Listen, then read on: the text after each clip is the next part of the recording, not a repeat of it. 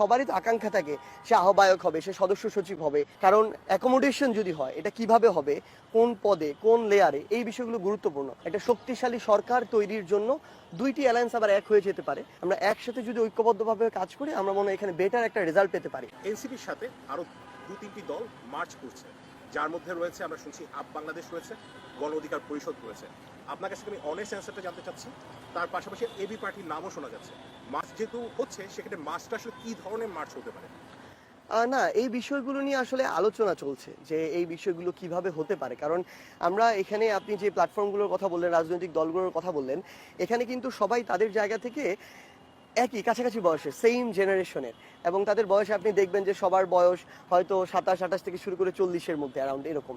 So তাদের এক হওয়াটা গুরুত্বপূর্ণ। বাংলাদেশের মানুষ নতুন কিছু চায়, আবার একসাথে ঐক্যবদ্ধভাবে একটা ফোর্স হিসেবে চায়, যেই ফোর্সটা পুরাতন যে এস্টাবলিশমেন্ট তাদের বিরুদ্ধে ফাইট দিতে পারবে।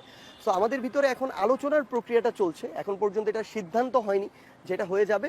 আমরা মনে করি যে এখানে আমরা ছোটোখাটো কিছু স্বার্থ সংশ্লিষ্ট বিষয়কে এক পাশে রেখে নিজেদের পদ পদবি কিংবা এই ধরনের ব্যক্তিগত বা দলীয় আকাঙ্ক্ষাগুলোকে এক পাশে রেখে আমরা রাজনৈতিক স্বার্থে বাংলাদেশ এবং জনগণের আকাঙ্ক্ষাটাকে সামনে রেখে আমরা একসাথে হওয়ার যে প্রচেষ্টা, এই প্রচেষ্টাটা চালিয়ে যাব।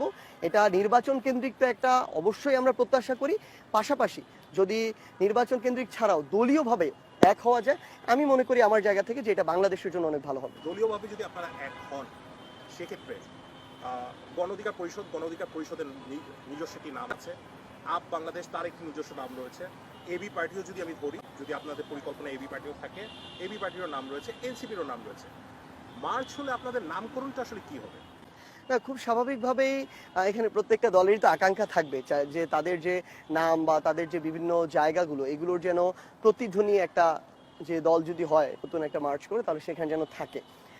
কিন্তু আমরা খুব স্বাভাবিকভাবে, আমি তো আমার জায়গা থেকে বলতে পারবো, আমাদের দল জাতীয় নাগরিক পার্টি এনসিপির কথা, আমরা মনে করি যে 1971-এর পরে বাংলাদেশের ইতিহাসের সবচেয়ে গুরুত্বপূর্ণ ঘটনা হচ্ছে 2024 সালের ছাত্র জনতার অভ্যুত্থান। এই অভ্যুত্থানকে কেন্দ্র করে জাতীয় নাগরিক পার্টি এনসিপি গঠিত হয়েছে, অভ্যুত্থানের নেতৃত্বকে সামনে রেখে।